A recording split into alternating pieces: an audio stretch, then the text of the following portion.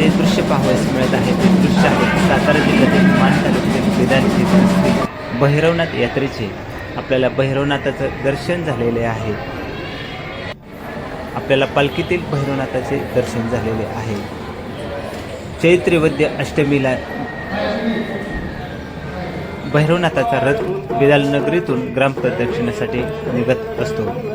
आपल्याला जे दृश्य पाहावयास मिळत आहे ते दृश्य आहे ग्रामप्रदक्षिणेसाठी रथ निघणार आहे आणि तत्पूर्वी आरतीचा कार्यक्रम आपल्याला पाहावयास मिळत आहे. आरतीचा कार्यक्रम झाल्यानंतर भैरवनाथाचा रथ ग्रामप्रदक्षिणेसाठी निघणार आहे. बेदालकर ग्रामस्थ आरतीच्या कार्यक्रमाला आलेले आहेत. त्याचबरोबर भाविक आपल्याला दिसत आहे.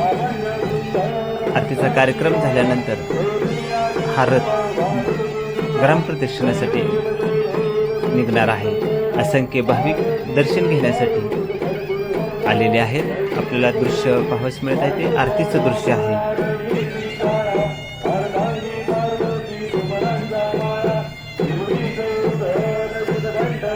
चैत्रवद्य अष्टमीला संध्याकाळी 5 वाजता भैरवनाथाची आरती झाल्यानंतर हा रथ ग्रामप्रदक्षिणासाठी निघत असतो. गुलालाची उधळण करत भैरवनाथाच्या चांग भल्याच्या गजरात ही ग्रामप्रदक्षिणा हळूहळू पुढे जात असते. भाविक मनोभावे दर्शन घेत असतात आणि भैरवनाथाला अर्थात भैरवनाथाच्या चरणी देणगी देणगी अर्पण करत असतात. काही भाविक भैरवनाथाला पैशाची माळ घालत असतात, पैशाचे तोरण बांधत असतात. खरं तर या यात्रेसाठी जे बेदालकर आहेत परगावी नोकरीनिमित्त व्यवसायानिमित्त गेलेले आहेत ते सुद्धा या यात्रेला येत असतात. त्याचबरोबर महाराष्ट्रातून सुद्धा या यात्रेला येत असतात.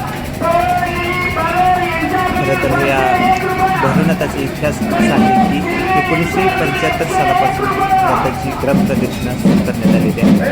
भैरवनाथ हे बेदालकरांचं ग्रामदैवत आहे आणि एक जागृत देवस्थान आहे. कवितके परिवाराचं हे कुलदैवत आहे. त्यामुळे कवितके परिवारातील सर्व जे आहेत वय पाहुणे किंवा कोणी मुंबईला नोकरीनिमित्त ते सर्वजण येत असतात. खरं तर बेदालकरांची यात्रा ही विविध कार्यक्रमाने, विविध धार्मिक कार्यक्रमाने आणि करमणुकीच्या कार्यक्रमाने मोठ्या उत्साहात साजरी होत असते. आपण दृश्य पाहतो तो मंदिरापासून रथ ग्रामप्रदक्षिणासाठी निघणार आहे आणि भाविक रथ ओढण्यासाठी तयारीला लागलेले आहेत. तर गुलालाची उधळण सुरू आहे. आपण दृश्य मंदिर परिसरातील पाहत आहे. खरं तर हा चैत्रवद्य अष्टमीला रथ सायंकाळी 5 वाजता निघाल्यानंतर पुन्हा मंदिरात येत असतो रात्री आणि मंदिरात आल्यानंतर देवीचा गोंधळाचा कार्यक्रम होत असतो, उद घालण्याचा कार्यक्रम होत असतो. तदनंतर सर्व कार्यक्रम झाल्यानंतर करमणुकीचे कार्यक्रम होत असतात. यावर्षी महाराष्ट्रातील प्रसिद्ध कीर्तनकार निवृत्ती महाराज इंदुरीकर यांचा कीर्तनाचा कार्यक्रम केलेला होता. त्याच करमणुकीचे कार्यक्रमाबरोबरच कुस्त्याचं जंगी मैदानसुद्धा भरत असते. बक्षीससुद्धा मोठ्या प्रमाणात दिली जात असतात. महाराष्ट्रातील अनेक नामांकित पैलवान बेदालच्या जंगी कुस्तीच्या फडासाठी येत असतात. अनेकांनी खरं तर इथले बक्षीस जिंकलेले आहेत.